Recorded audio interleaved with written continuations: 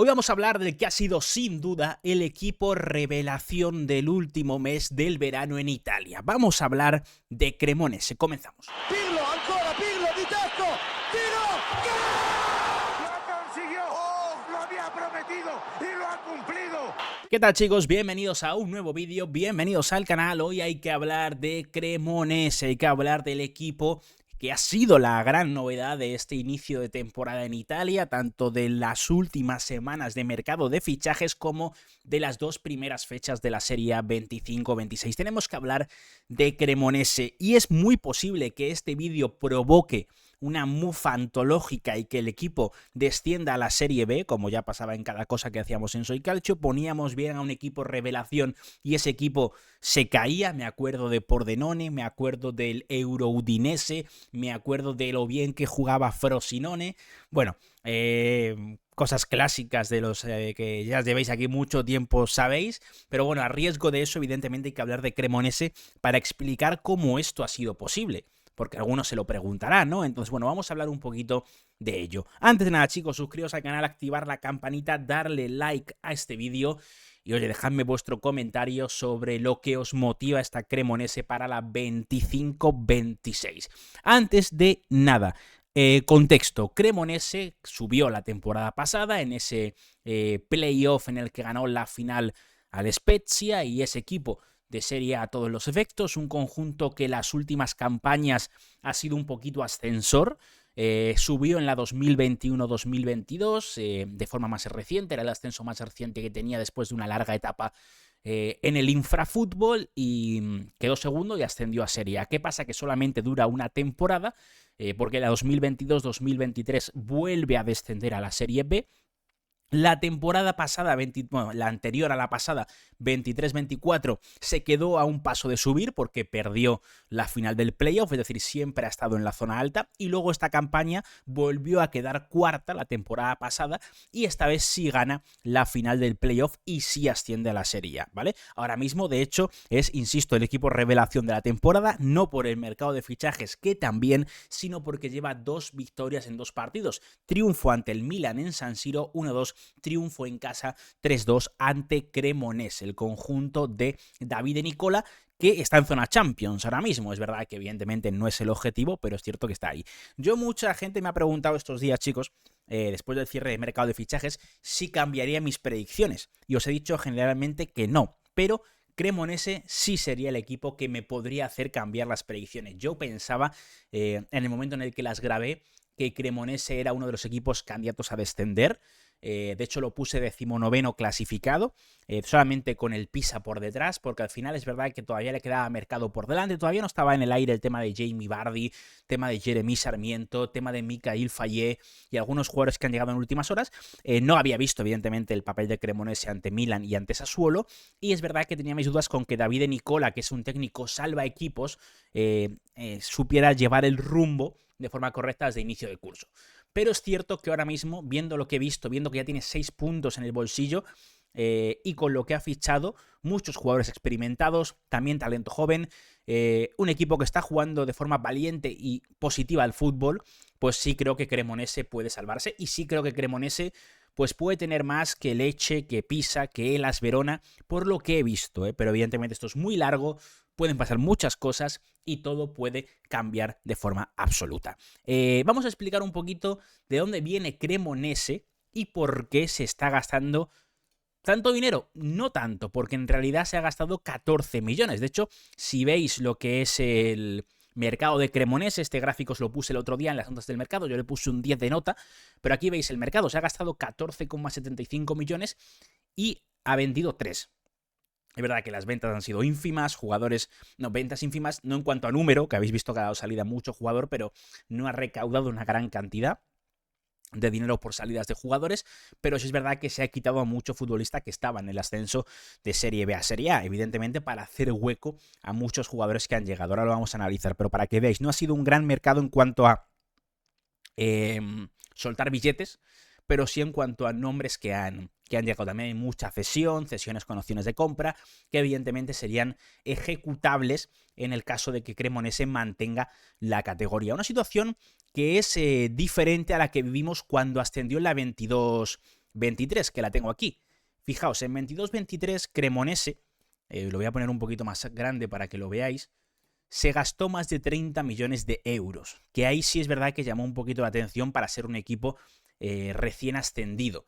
Y fichó también jugadores realmente interesantes. Cyril Dessers desde Bélgica, Félix Afena-Gyan, que por aquel entonces era una gran promesa del fútbol italiano, Charles Pickel, que se ha ido este año al Español, Emmanuel Laibú, que ya no está en plantilla, Luca Zanimacchia, Luca Balzania, David Okereke, Quagliata, Vlad Quiriques, el mítico Vlad Quiriques, Luca Lochoshvili, Tommaso Milanese. En total se gastó más de 30 millones de euros.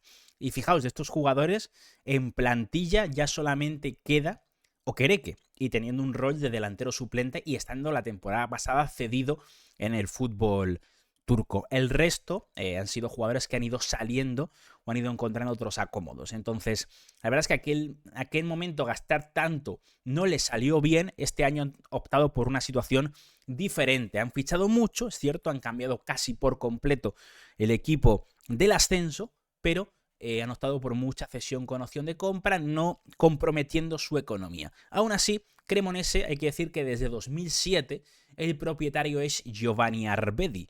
Giovanni Arvedi, que de hecho lo podéis ver en la camiseta de Jamie Vardy que aparece aquí, pues es uno de los patrocinadores, ahí lo pone. Es un empresario del sector siderúrgico, es decir, del sector de la metalurgia, y luego muchas cosas más, ¿vale? Pero es decir, que tiene pasta y bueno, pues decidió entrar en Cremonese. Cremonese pertenece a Cremona. Un breve contexto de por qué Cremonese y qué tiene de especial este equipo, ¿no?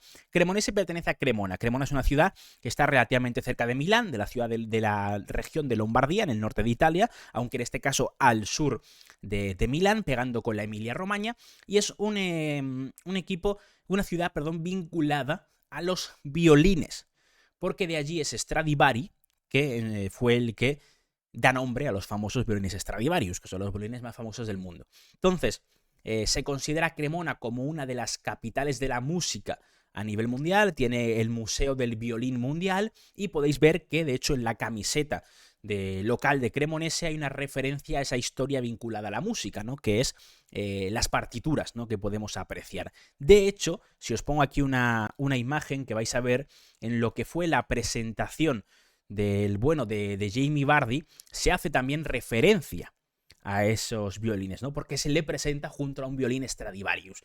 Bueno, ¿vale? Entonces eso para que entendáis un poquito el concepto de este equipo, el contexto de un equipo, además curioso, ¿no? Por los colores también que tiene, gris y rojos, el equipo Grioroso, que no es algo habitual, que yo haya visto prácticamente nunca, diría que es una combinación de colores que solamente tiene Cremonese, porque el gris no es un color que se suele usar en el fútbol. Es que no recuerdo equipos que tengan el gris como color principal, sinceramente. Pero bueno, Cremonese es uno de los que puede haber en el mundo. Y una combinación de colores que siempre llama la atención. Bueno, esto es un poco el contexto, ¿no? Y ahora vamos a hablar de Cremonese 25-26 y qué podemos esperar de este equipo. Pero es un equipo molón. Es un equipo que tiene una historia, es un equipo curioso, un equipo que puede llegar a molarnos. ¿Qué hemos visto de Cremonese hasta ahora? Bueno, pues el sistema que hemos visto de Cremonese ha sido este. Ese ha sido el 11 un poco que se asentó en las dos primeras jornadas, sin contar los últimos fichajes. Emil Audero en la portería, Terracciano, Baschirotto, Bianchetti, Alessio Cervini, Petzela en los carriles, Van de Putte, Bondo, Colo Colo en el centro del campo, Mudo Vázquez y Sanabria. Es un equipo que mantiene jugadores del ascenso, mantiene a Bianchetti en la defensa, que es uno de los capitanes, bueno, el capitán que queda ahora mismo, Colo Colo en el centro del campo, que no tiene nada que ver, evidentemente, con el equipo chileno, Jari Van de Putte, del que os he hablado mucho y muy bien, porque es un chico belga que apareció en Italia de golpe y empezó a hacer muy buenos números desde que estaba en Serie C, de hecho es parte fundamental del ascenso de Catanzaro a la Serie B, y después en Serie B tiene unos números absolutamente impresionantes. Es un jugador que a balón parado da muchísimo, siempre genera en las últimas 3 campañas más de 10-12 asistencias por temporada, y el Mudo Vázquez, que ya marcó gol el otro día ante Cremonese, que renovó y que volvía una década después a la Serie A con esa renovación, un jugador veteranísimo, pero que bueno, tuvo problemas la temporada pasada. Recuerdo una sanción, creo que fue por un supuesto episodio racista que se confirmó, y fueron 10 partidos de sanción, si no recuerdo mal, al Mudo Vázquez. Pero ahora está de vuelta en la Serie A, ¿no? Y es un jugador evidentemente icónico de aquel mítico Palermo y que después también tuvo grandes temporadas en el Sevilla, por ejemplo, ¿no? Esto es un poco el 11 que se ha venido usando Davide Nicola estas últimas jornadas, pero diríamos que para dar cabida a fichajes como el de Jamie Vardy, podríamos ubicar este 11, ¿no? Con Jamie Vardy en punta, junto a Tony Sanabria y el Mudo Vázquez entrando en el centro del campo. ¿Qué pasa? Que ese sería un 11 tremendamente ofensivo. Digamos que lo más normal sería ver a Jamie Vardy junto al Mudo Vázquez, sacrificar a Tony Sanabria, que no ha marcado goles en estas 2 primeras jornadas, y mantener otro centrocampista, como puede ser Colo-Colo, que te va a dar más trabajo. Pero eso hay que ver todavía, evidentemente, cómo se va a desarrollar. La verdad es que si analizamos la plantilla de Cremonese, tienen bastantes argumentos como para decirnos, oye, nos vamos a salvar, vamos a mantener la categoría. Si os parece, la revisamos, quitamos aquí la publicidad porque no nos pagan €1 en el canal, y empezamos por la portería. Han fichado 3 porteros, han cambiado por completo la portería, no está Andrea Juntal, no está Gianluca Saró, no está Mahamadou Sarr, Emil Audero, Marco Silvestri, Lapo Nava, que ha llegado desde el Milan futuro. Marco Silvestri, portero veterano, que puede ejercer un buen papel como segundo guardameta, el ex del Verona o el ex de Udinese, y un Emil Audero, que es verdad que en el Como se nos quedó un poco corto, y recordemos que Pepe Reina le quitó la titularidad, pero que yo creo que ha empezado bien la campaña, aunque ha encajado 3 goles, y que el ex de la Sampdoria para Cremonese creo que está bien. En defensa, ficharon a última hora a Mikayil Fayet, que es este central que se formó en la cantera del Barça, que irrumpió con mucho ruido. También Fabrizio Romano le dio mucha bola, pero la verdad es que luego en el Stade de Rennes pues fue un fracaso. O sea, me refiero, no alcanzó las expectativas y apenas acabó jugando. No me ha hablado nada bien de él Anderson Rubia, así que es la referencia que os puedo dar. Sí me gusta mucho y nos gusta mucho a todos el fichaje de Federico Baschirotto. Mucha gente se preguntaba por qué Baschirotto ficha por Cremonese, está para más. Bueno, Baschirotto es canterano de Cremonese, entonces quiso volver a casa y de momento le ha dado mucho al equipo. Luego está Bianchetti, que os lo he mencionado, es uno de los capitanes, otro veterano, Federico Zeccherini, y ahí habría que ver si puede haber centrocampistas o laterales que pueden jugar como centrales, pero una defensa de 3, contar con 4 o 5 nombres, porque Francesco Folino es un chico que no tiene experiencia en Serie A, pues bueno, veremos, pero es verdad que tienen nombres ahí interesantes y que irrumpen, y veremos si renace Mikayil Fayet. Banda derecha, nombres como Filippo Terracciano, que es verdad que, mira, está jugando como central precisamente. Está jugando como carrilero Alessio Chervin, que es un extremo, así que diría que van a usar el comodín Filippo Terracciano, que ya marcó gol ante Sassuolo como central. Y en el costado, y Romano Floriano Mussolini. Que mira, vamos a profundizar sobre este tema. Romano Floriano Mussolini es el bisnieto del dictador Mussolini, el dictador italiano, ¿no? Todo esto evidentemente generó un contexto de mucha expectativa. Vamos a dejarlo ahí, ¿no? Se habló muchísimo. De hecho, hubo un episodio de que en la temporada pasada él estaba cedido en la Juve Stabia y hizo una buena temporada en Serie B. O sea, y el caso es que cuando marca un gol, pues bueno, la hinchada de la Juve Stabia, parte de la hinchada de la Juve Stabia, lo celebra haciendo el saludo fascista, el saludo romano, y evidentemente eso dio la vuelta al mundo y la vuelta a Italia, ¿no? Y generó mucho debate. Sin tener el chico, yo creo que la culpa en este caso, ¿no? De ese momento concreto. Luego, encima, pues se generaba el contexto de la broma en que provenía, con todo el respeto, de la Lazio, me refiero, no todo el mundo en la Lazio es lo que muchos decís que son, pero bueno, digamos que los ultras sí, entonces se generaba un poco el meme, y además era extremo derecho, entonces quiero decir, era como todo, bueno, pues la broma con Romano Floriano Mussolini, ¿no? Bueno, el caso es que el otro día debutó contra Sassuolo, hizo un partidazo increíble, jugó 15 minutos, hizo un partido impresionante, forzó un penalti, el penalti de la victoria, da un pase de gol en un gol que luego anulan, pero es una gran jugada suya, o sea, vamos a ver si no nos encontramos a un jugador que de golpe irrumpe en Serie A, que está debutando en Serie A, que todavía pertenece a la Lazio, está cedido con opción de compra. A Tommaso Barbieri, un ex de la Juve, en su día me gustaba bastante, vamos a ver si lo pueden recuperar o no para la causa. Y en banda izquierda, Giuseppe Pezzella, Leonardo Sernícola, un clásico como Sernícola, aunque es verdad que aquí se me queda algo corta la banda izquierda, porque no soy muy fan de Giuseppe Pezzella. Centro del campo también bastantes variedades, ¿no? Con a priori un centro del campo titular con Warren Bondo, Jari Van de Putte y otro nombre más. Está Colo-Colo, por ahora Michele Colo-Colo jugando, aunque Martín Pallero puede ser una opción que puede irrumpir. Creo que es un jugador que en Udinese, el argentino, estaba a un buen nivel y participó marcando goles importantes. Me parece un muy buen fichaje para Cremonese. Aparte, nombres como Mattia Balotti, que es verdad que se me quedó corto en Serie A, un jugador que en Monza venía haciendo unas grandes temporadas, un centrocampista ofensivo con bastante gol, pero bueno, muy poco protagonismo en Serie A. Lord Di Panizze, que ha subido desde la cantera, lo colocan aquí, y evidentemente el Mudo Vázquez, que está jugando como atacante.